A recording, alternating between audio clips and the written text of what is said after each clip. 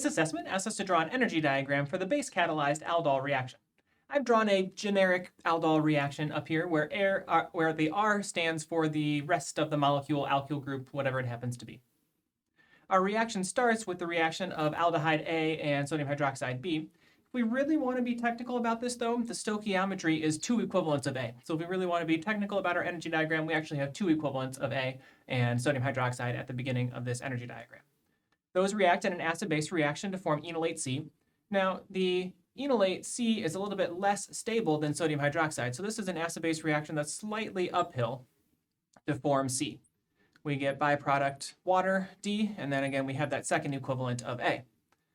The enolate C can then react with the aldehyde A to form a aldol product.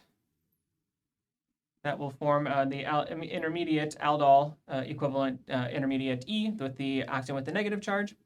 We still have D around the water, and the water that then can protonate the O- charge to form a neutral alcohol. It's going to be about the same energy for that one. The water and the alcohol are about the same pKa, so it's about the same energy.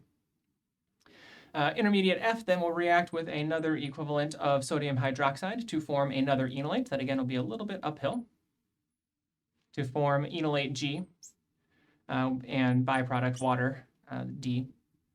This then gets to our elimination step. Now this elimination step does not happen readily at room temperature. That's why we need to add heat to this elimination reaction in order to get the reaction to occur.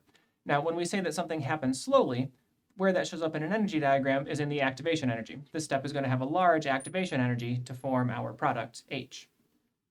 We still have water D lying around, and we've recreated our catalyst, sodium hydroxide B. This then is the energy diagram for this aldol addition reaction.